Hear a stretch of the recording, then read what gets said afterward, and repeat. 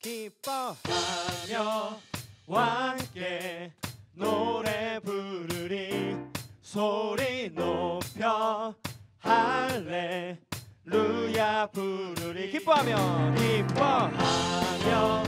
함께 노래 부르리 소리 높여 할렐루야 부르리 주님 앞에 나와 찬양 드리며 우리 주님과 함께 기뻐하리라.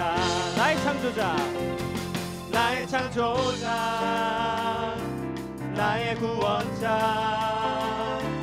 가장 귀한 나의 예수님 찬양합니다.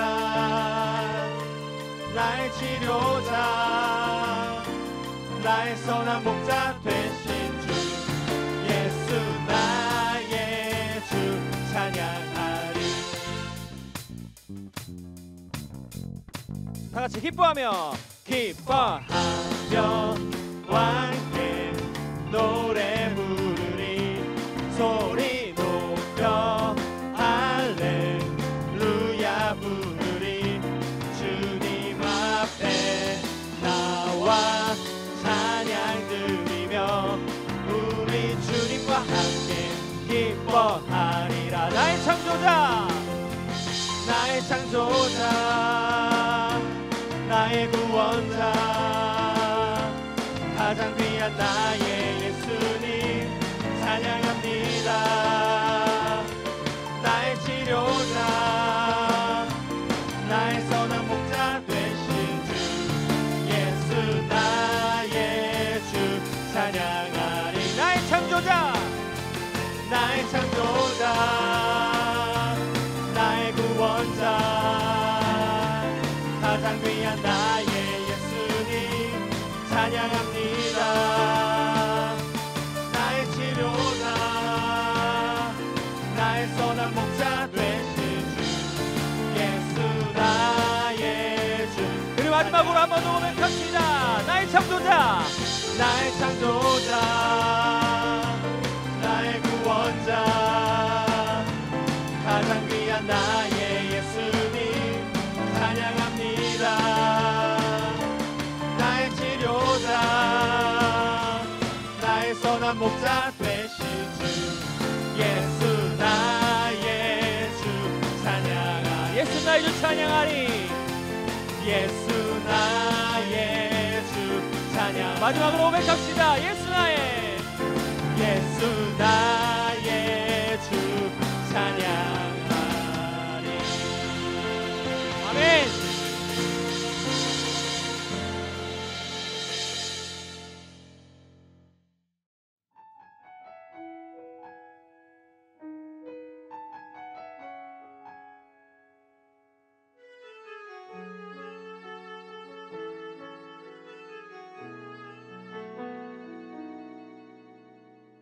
세상을 살아가는 동안에 나의 힘을 의지할 수 없으니 기도하고 낙심하지 말 것은 주께서 참 소망이 되심이라. 하나님의 꿈이 나의 비전이 되고 예수님의 성품이 나의 인격이 되고 성령님의 권능이 나의 능력이 되길 원하고 바라고 기도합니다.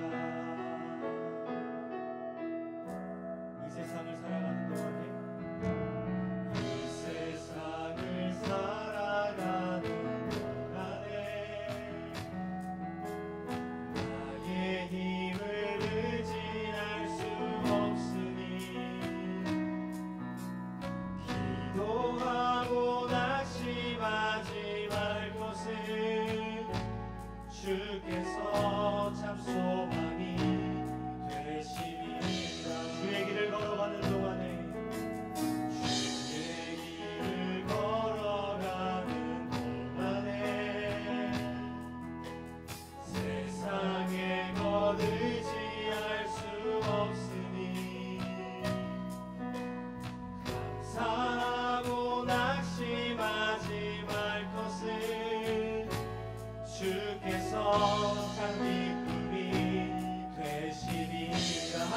꿈이 하나님의 꿈이 나의 비전이 되고 예수님의 성품이 나의 인격이 되고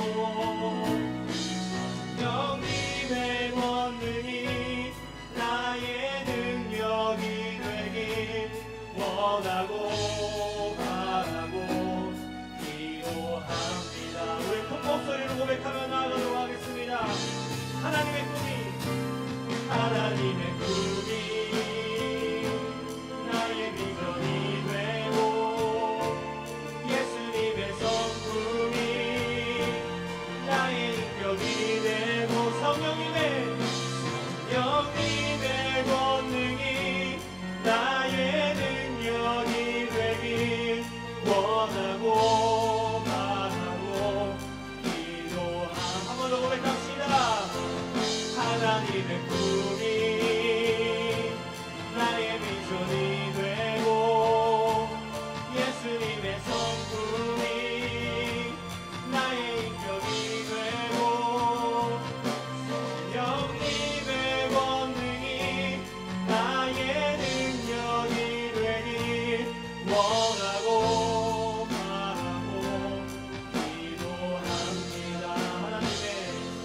하나님의 꿈이 나의 비전이 되고 예수님의 성품이 나의 인격이 되고 성령님의 권능이 나의 능력이 되길 원하고 바라고 기도합니다. 원하고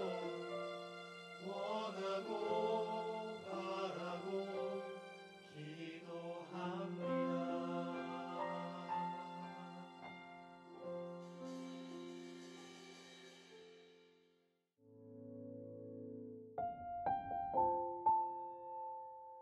나는 전능하신 아버지 하나님, 천지의 창조주를 믿습니다. 나는 그의 유일하신 아들, 우리 주 예수 그리스도를 믿습니다. 그는 성령으로 잉태되어 동정녀 마리아에게서 나시고 본디오 빌라도에게 고난을 받아 십자가에 못 박혀 죽으시고 장사된 지 사흘 만에 죽은 자 가운데서 다시 살아나셨으며 하늘에 오르시어 전능하신 아버지 하나님 우편에 앉아 계시다가 거기로부터 살아있는 자와 죽은 자를 심판하러 오십니다. 나는 성령을 믿으며 거룩한 공교회와 성도의 교제와 죄를 용서받는 것과 몸의 부활과 영생을 믿습니다. 아멘. 오늘의 말씀은 마태복음 28장 1절에서 10절까지의 말씀입니다. 목사님이 가진 성경책으로는 신약 51면에 기록되어 있습니다. 마태복음 28장 1절에서 10절까지의 말씀입니다. 목사님이 가진 성경책으로는 신약 51면에 기록되어 있습니다. 그럼 다 같이 찾으신 줄 알고 봉독하도록 하겠습니다. 안식일이 다 지나고 안식 후 첫날이 되려는 새벽에 막달라 마리아와 다른 마리아가 무덤을 보려고 갔더니 큰 지진이 나며 주의 천사가 하늘로부터 내려와 돌을 굴려내고 그 위에 앉았는데 그 형상이 번개 같고 그 옷은 눈같이 희거늘 지키던 자들이 그를 무서워하여 떨며 죽은 사람과 같이 되었더라. 천사가 여자들에게 말하여 이르되 너희는 무서워하지 말라. 십자가에 못 박히신 예수를 너희가 찾는 줄을 내가 아노라. 그가 여기 계시지 않고 그가 말씀하시던 대로 살아나셨느니라. 와서 그가 누우셨던 곳을 보라. 또 빨리 가서 그의 제자들에게 이르되 그가 죽은 자 가운데서 다시 살아나셨고 너희보다 먼저 갈릴리로 가시나니 거기서 너희가 배우리라 하라. 보라, 내가 너희에게 일렀느니라 하거늘. 그 여자들이 무서움과 큰 기쁨으로 빨리 무덤을 떠나 제자들에게 알리려고 다름질할세. 예수께서 그들을 만나 이르시되 평안하냐 하시거늘 여자들이 나아가 그 발을 붙잡고 경배하니 이에 예수께서 이르시되 무서워하지 말라. 가서 내 형제들에게 갈릴리로 가라 하라. 거기서 나를 보리라 하시니라. 아멘. 오늘 말씀의 제목은 My favorite number one. 내가 가장 좋아하는 첫 번째입니다. 대학교에 들어가면 땡땡 학번이라는 것을 써요. 2020년에 들어간 친구들은 학번이 20학번이에요. 그럼 목사님은 몇 학번일까요? 목사님은요, 95학번이에요. 다시 말하면 1995년에 대학교에 입학했다는 거죠.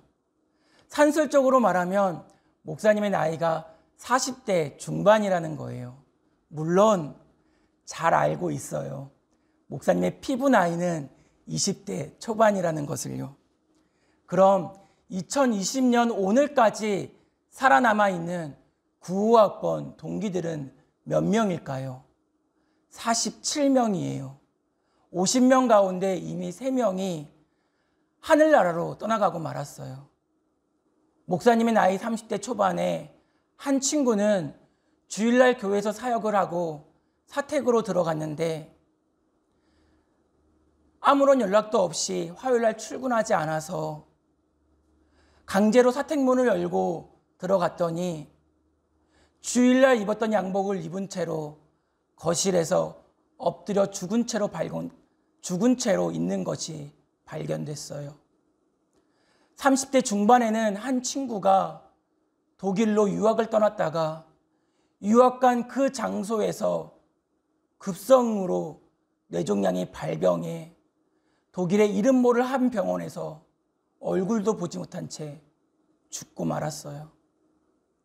40대 중반에는 한 친구가 갓피플닷컴에서 10년 동안 음반 제작자로 일하다가 사모님과 2 자녀를 이 땅 가운데 남겨놓고 온몸에 암이 퍼지는 바람에 하늘의 부르심을 받고 하늘나라로 떠나갔어요. 목사님이 이 3명의 친구가 죽은 다음에 진리가 하나밖에 없다는 것을 깨달았어요. 해가 동쪽에서 뜨는 것, 비가 하늘에서 땅으로 내리는 것, 이딴 건 진리가 아니에요. 이 조그만 코로나 바이러스로 인해 이 세상이 이렇게 난리인데 하나님이 심판하실 그때가 되면 베드로서 3장 10절의 말씀처럼 그러나 주의 날이 도둑같이 오리니 그날에는 하늘이 큰 소리로 떠나가고 물질이 뜨거운 불에 풀어지고 땅과 그 중에 있는 모든 일이 드러나리로다. 태양이 사라지고 모든 물질이 불에 녹아내리는 그것이 그 날일진데 자연의 섭리가 어떻게 진리가 될 수 있겠냐고요. 3명의 친구가 죽은 이후에 목사님이 깨달은 진리는 한 가지였어요. 모든 사람이 겪는 것, 모든 사람이 겪을 수밖에 없는 것, 모든 사람이 겪도록 애정되어 있는 것, 바로 모든 사람은 죽는다는 거예요. 그렇기 때문에 진시 황제는 서복을 동방으로 불로초를 찾기 위해 보냈고 재벌들은 돈을 많이 모은 이후에 하는 첫 번째 행동이 자신의 이름으로 병원을 만들어 자신의 생명을 조금이나마 연장하고 싶은 거예요. 물론 그렇다고 해서 그 생명이 연장될 뿐이고 죽음이 지연될 뿐이지 죽음 자체가 사라지는 건 아니에요. 예수님은 죽으셨어요. 그렇다는 건 예수님의 죽음 또한 진리라는 거예요. 왜요? 모든 사람은 죽을 수밖에 없으니까요. 그러면 예수님의 부활은 뭔가요? 예수님의 부활도 진리인가요? 아니요. 그건 진리가 아니죠. 왜요? 진리란 모든 사람이 알고 모든 사람이 경험해야지 그게 진리잖아요. 예수님 혼자 부활한 게 어떻게 진리가 되고 어떻게 진실이 될 수 있겠냐고요. 그럼 어떤 친구들은 이렇게 말할 수 있을지 몰라요. 목사님, 거짓말하지 마세요. 죽었다가 살아난 사람들이 얼마나 많은데요. 맥박이 끊어졌다가 다시 이어진 사람이 얼마나 많은데요.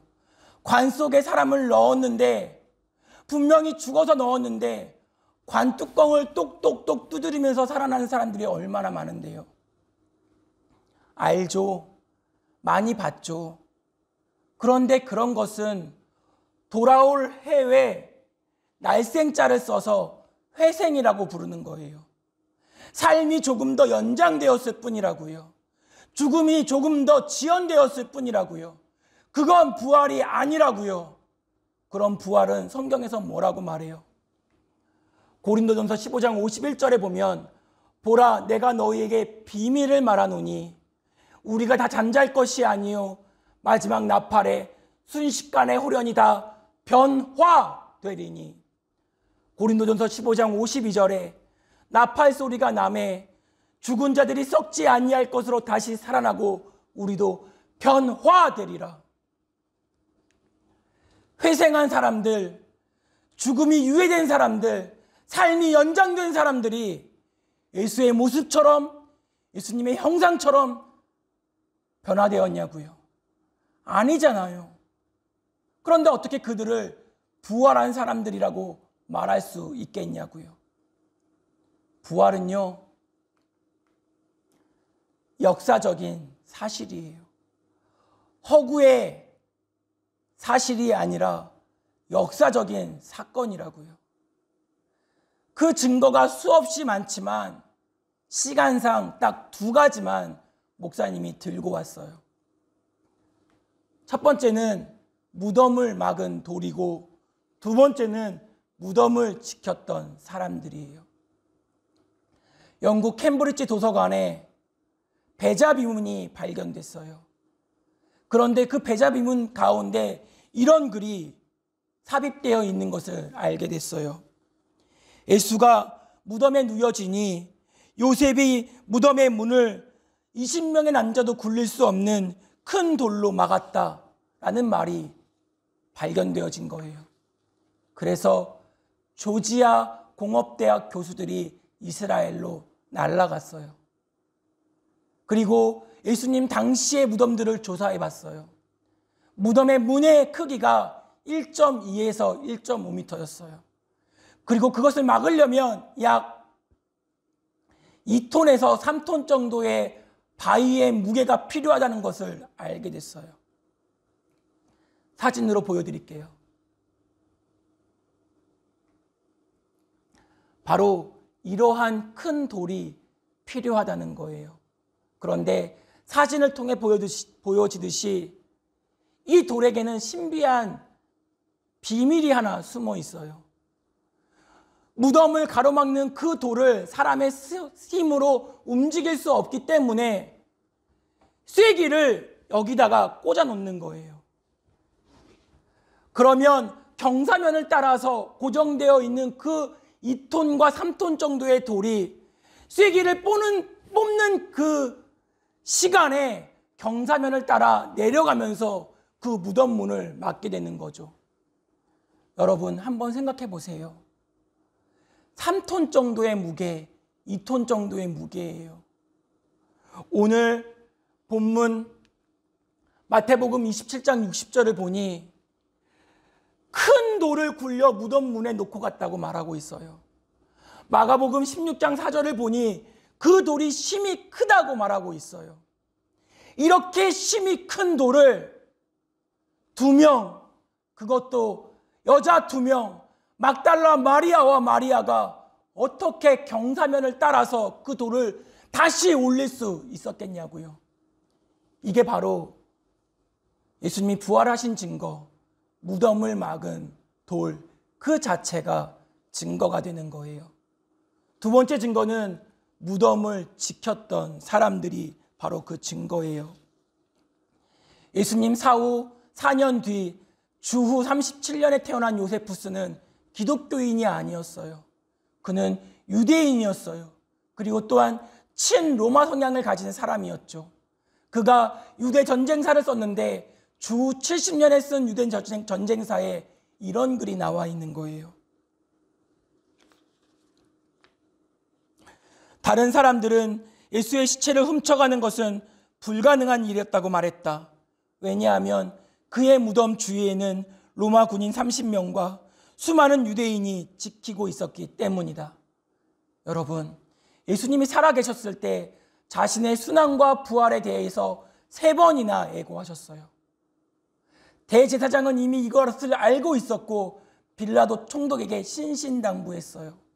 예수의 제자들이 예수의 시체를 훔쳐가서 부활했다고 거짓말할 수 있다고. 그렇기 때문에 무덤을 굳게 지켜달라고. 그래서 로마 군인 30명과 수많은 유대인들이 그 무덤을 지키고 있는 거예요. 그런데 그 수많은 사람들의 이목을 속이고 막달라 마리아와 마리아가 예수의 시체를 훔쳤다. 그것도 3톤이나 되는 돌을 경사면을 따라 밀어 올리고 훔쳐갔다. 말이 안 되는 거잖아요. 무덤을 지켰던 그 수많은 사람들이 바로 부활의 둘째 증거가 되는 거예요. 그럼 우리는 이렇게 생각할 수 있어요. 목사님, 부활은 역사적인 사실이 맞아요. 부활은 역사적인 사건이 맞아요. 그럼 그 2000년 전에 죽은 예수님의 부활이 2000년이 지난 오늘을 사는 나와 무슨 상관이 있냐고요. 2000년이 지난 지금 수원성교회 중등부 학생으로 살아가는 나에게 무슨 상관이 있냐고요. 제자들은 이런 질문을 생각을 안 했을까요? 제자들도 마찬가지로 이런 질문을 가졌어요. 제자들은요, 예수님이 죽은 이후에 갈릴리로 돌아가 다시 고기 잡는 일하고 있는 거예요. 다시 옛날 생활에 빠져들고 있는 거예요. 그런데 부활하신 예수님이 그들에게 다시 오셔요. 얼마나 감격했겠어요. 얼마나 기뻤겠어요. 그런데 다시 예수님이 하늘로 올라가시는 거예요. 아니, 부활하셨으면 함께 계셨어야지. 함께 계시면서 내가 무엇을 해야 할지, 우리가 어떤 삶을 살아야 할지 알려주시고 가르쳐주시고 기대케 만들어 주셨어야지. 하늘로 올라가 버리고 마는 거예요. 그러면 부활이 제자들과 무슨 상관이 있겠냐고요. 그런데 그 역사적인 사실인 부활이 신앙적인 사실인 부활로 변화되는 사건이 발생하게 돼요. 예수님이 돌아가신 후 50일 되던 날, 예수님의 11제자와 갈릴리 촌놈 120명은 마가의 다락방에 모여 있었어요. 그런데 하늘로부터 성령이 갈라진 불의 엿처럼 각 사람에게 내리더니 방언을 말하기 시작하는 거예요. 그때 갈릴리 촌놈 120명은 깨닫게 되는 거예요. 예수의 죽음이 나의 죽음이라는 것, 예수의 부활이 나의 부활이라는 것을 성령을 통해서 깨닫게 되는 거예요. 그리고 그들은 또한 알게 됐어요. 죽음이 모든 사람에게 진리이듯이 부활이 모든 사람에게 진리라는 것을 말이죠. 그렇기 때문에 그들은 그 죽는 날까지 웃으면서 순교하고 죽을 수 있었던 거예요. 사도행전 7장을 보면 스데반은 자기에게 돌을 던지는 사람들을 향해 그들의 죄를 그들에게 돌리지 마옵소서 하면서 하늘을 보고 죽어요. 바울은 로마 단두대에서 목이 잘리는 그 순간까지 예수님을 전하기를 쉬지 않고 전해요. 베드로는 외경인 베드로 행전 37장을 보니 십자가에 거꾸로 매달려 웃으면서 죽어갔다는 말이 나오고 있어요. 어떻게 그럴 수 있었을까요? 왜냐하면 부활이 그들에겐 진리이자 큰 기쁨이었기 때문이에요. 그런데 그 부활의 기쁨이 우리에게는 왜 이렇게 밋밋할까요? 우리에게는 왜 아무런 감흥도 주지 못할까요? 그 이유는 두 가지가 있어요. 첫째 이유는 우리가 성령의 감격을 맛보지 못했고 또 맛보았지만 성령 충만을 유지하기가 힘드니까. 둘째 이유는 성령을 찾지 않을 만큼 기쁨을 주는 것이 세상에 가득하니까. 여러분, PC방에만 가도 내 오감을 자극하는 롤이나 오버워치 같은 게임들이 널려 있어요. 노래방에 가면 스트레스를 풀 수 있는 노래들이 널려 있어요. 또한 보고 또 봐도 질리지 않는 BTS 오빠들과 레드벨벳 누님들, 얼마나 좋은지 모르겠어요. 내 삶 가운데 부활의 기쁜 소식이 10등이나 할까요? 아니, 그 순위 안에나 들기나 할까요? 그런데 목사님도 여러분을 탓하지 못하겠어요. 왜냐고요? 목사님도 그랬으니까. 목사님은 95학번이었어요. 수원성교회 이용훈 목사님도 95학번이었어요. 우리는 20대에 만나 지금까지 25년간을 친구로 지냈어요. 우리가 처음 만나던 20대 초반에 신학생 2명이 만났으니 놀 수 있는 게 뭐였겠어요? 공부만 했던 우리들이 놀 줄 아는 게 뭐였겠어요? 거리를 걷고 있다가 두리번 거리는데 그 당시에 PC방이 우후죽순처럼 생기기 시작했거든요. 그래서 그 PC방 중에 한 곳에 들어갔어요. 그리고 사장님에게 이 PC방이라는 곳이 뭐 하는 곳이냐고, 또 뭘 해야 하냐고 물어봤죠. 그랬더니 사장님이 친절하게 스타크래프트라는 게임을 알려줬어요. 얼마나 재미있고 얼마나 좋았는지 몰라요. 처음 들어간 그날 며칠 몇 밤을 샜는지 모르겠어요. 하나님도 생각이 안 나더라고요. 가족도 생각이 안 나더라고요. 교회도 생각이 안 나고 학교도 생각이 안 나더라고요. 너무 재미있게 게임을 했어요. 그러면 25년이 지난 지금 이용훈 목사님과 저는 PC방을 갈까요? 안 갈까요?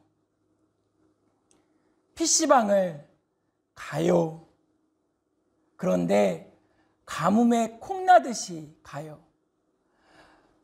왜냐하면 할 줄 아는 게 그 당시 배웠던 스타크래프트밖에 없으니까. 그런데 가더라도 2시간을 못해요. 그때는 그렇게 재밌었는데 지금은 눈이 침침해지고 귀는 아프고 공기는 따갑고 결정적으로 성경을 보는 것보다 재미가 없어요. My favorite number one. 너가 가장 좋아하는 게 뭐야? 라고 묻는다면 목사님은 말씀을 묵상하는 것이 제일 재밌어요. 말씀을 전하는 것보다 재밌어요. 심지어 이렇게 말하면 이상하게 들릴지 모르겠지만 다 포기하더라도 말씀을 상고하는 것만큼은 포기하지 못하겠어요. 왜요? 하루를 안 하면 괜찮아요. 이틀을 안 해도 괜찮아요. 3일쯤 안 하면 내 영혼이 메말라 가요. 그리고 피폐해져 가고 사라지고 그리고 죽어감을 느껴요. 또한 반대로 영혼이 포악해지는 것을 느끼기 때문에 안 할 수가 없는 거예요. 여러분, 제자들도 마찬가지였어요. 예수님이 죽으신 이후에 그들은 다 갈릴리에서 어부 잡는 일을 하고 있었어요. 그런데 예수님의 부활 소식이 들리자마자 그들에게 있는 기쁨의 순위가 바뀌기 시작하는 거예요. 마찬가지예요. 오늘 본문을 한번 읽어볼게요. 8절 말씀이에요. 그 여자들이 무서움과 큰 기쁨으로 빨리 무덤을 떠나 제자들에게 알리려고 다름질할세. 심지어 막달라 마리아와 마리아는 예수님의 부활 소식을 들었을 때 무서움과 기쁨이 공존함을 느꼈어요. 무서움이라는 것은 내가 죄인으로서밖에 죽을 수밖에 없는 무서움과 예수님이 부활하셨다는 그 큰 기쁨이 공존했다는 말이에요. 그럼요, 여러분에게 목사님은 PC방 가지 마세요, 노래방 가지 마세요, 연예인 좋아하지 마세요 라고 말할 수 없다는 거예요. 다만 부활주일은 여러분의 인생의 기쁨의 순위가 바뀌어지는 날이 되어야 한다는 거예요. My favorite number one이 예수님의 부활이 되어야 한다는 거예요. 심지어 우리에게 있어 가장 큰 고민거리이자 걱정거리인 공부보다도 더 우선순위가 되어야 한다는 거예요. 왜요? 여러분이 이 땅 가운데 영원 불멸의 삶을 살아갈 존재들이 아니니까. 히브리서가 쓰는 용어들, 단어들을 보면 이 땅은 영원한 천국의 잠깐일 뿐이고, 이 땅은 영원한 천국의 모형일 뿐이고, 이 땅은 영원한 천국의 그림자일 뿐이니까. 이 찰나의 삶을 살아가는 우리들에게 오직 그리스도의 부활만이 나의 부활이 되고, 오직 그리스도의 형상으로 나의 형상이 바뀌어질 것을 나는 알기 때문이죠. 목사님의 친구들은 양복을 입은 채로 죽었고, 급성 뇌종양으로 죽었고, 온몸에 암이 퍼져서 죽었어요. 이제 목사님이 죽을 차례예요. 이후엔 여러분이 죽을 차례예요. 그렇다면 우리에게 있어, 이 찰나의 삶을 살아가는 우리에게 있어 부활보다 기쁜 소식이 무엇이 되겠어요? 여러분에게 벌이라는 말이 아니에요. My favorite number one이 부활이 되어야 한다는 것을 말하고 싶은 거예요. 그리고 천사들은 또 말하죠. 6절에 또 빨리 가서 그의 제자들에게 이르되 그가 죽은 자 가운데서 살아나셨고 너희보다 먼저 갈릴리로 가시나니 거기서 너희가 배우리라 하라. 보라, 내가 너희에게 일렀느니라 하거늘. 다시 말하면 이 기쁨을 다른 사람들에게도 전하라는 거예요. 나눠주라는 거예요. 이것이 바로 부활주일에 성경이 말하는 부활의 주제예요. 여러분, 오늘은 부활주일이에요. 여러분이 지금까지 살아오면서 가지고 있었던 여러분의 My favorite number one이 무엇인가요? 부활을 맞아 여러분의 변하지 않는 기쁨이 첫 번째가 부활이 되길 바라요. 그리고 두 번째가 그 기쁨을 나만이 아니라 천사가 말해 주었던 것처럼, 예수님의 명령했던 것처럼 다른 사람에게도 전하는 수원성교회 중등부 친구들이 되기를 예수 그리스도의 이름으로 축복해요. 다 같이 기도하겠습니다. 사랑하는 하나님 아버지, 이 부활주의를 맞아 우리 친구들을 비록 눈으로 볼 수는 없지만 영상으로 만날 수 있게 하여 주시니 참으로 감사합니다. 이 부활이 나와 무슨 상관이 있느냐? 이 부활이 나와 어떤 의미가 있느냐? 라고 말하는 답답한 사람들 되지 않게 하여 주시고, 오직 이 찰나의 삶을 살아가는 우리들에게 부활의 기쁜 소식만큼 가장 기쁜 소식이 없다는 것을 알게 하여 주셔서 이 기쁜 소식을 내가 향유하며 내가 소유하며 그리고 다른 사람에게도 전할 수 있는 우리 수원성교회 중등부 친구들 될 수 있도록 하나님 인도하여 주시옵소서. 예수님 그 귀하신 이름으로 기도합니다. 아멘.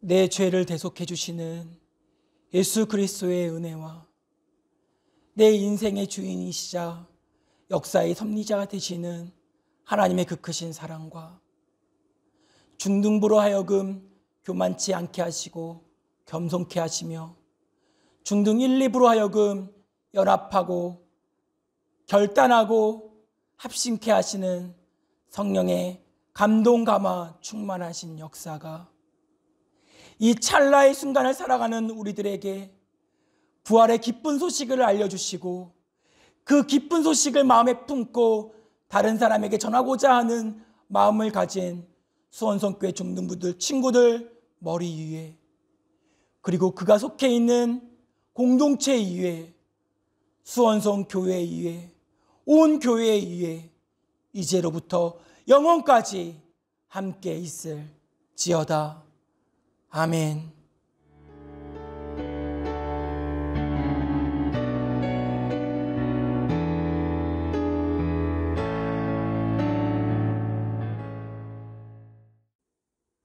예수님께서 부활하셨습니다.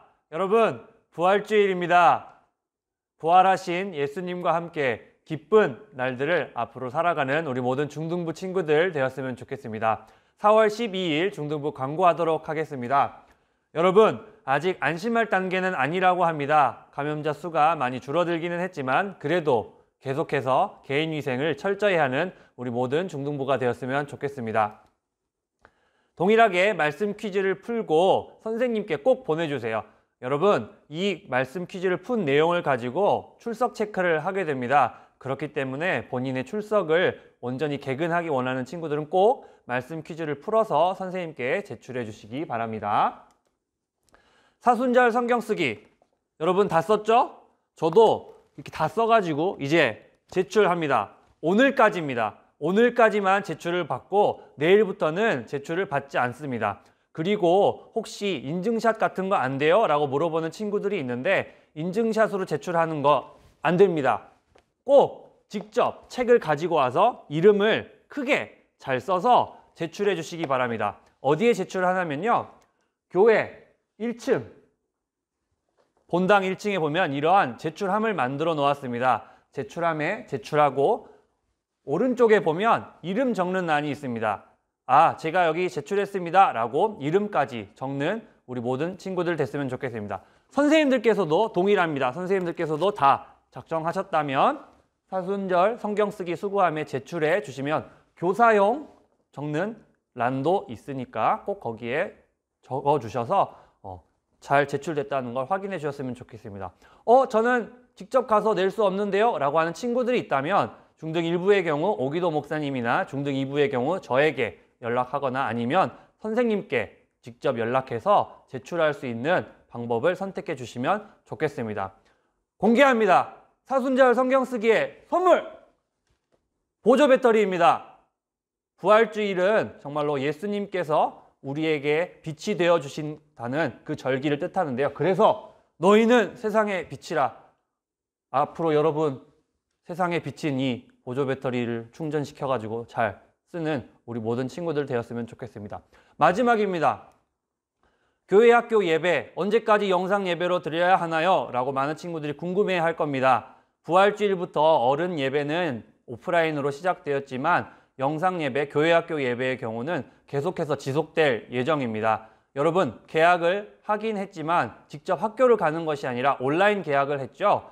온라인 계약을 넘어서 여러분이 직접 가방을 메고 학교에 간 등교를 한 그 이후에 교회 학교 예배도 드려지게 됩니다. 그때까지 여러분 조금만 더 우리 영상 예배를 통해서 더 하나님께 예배드리는 우리 모든 중등부 친구들 됐으면 좋겠습니다. 오늘 광고는 여기까지입니다. 다음 주에 만나요. 안녕!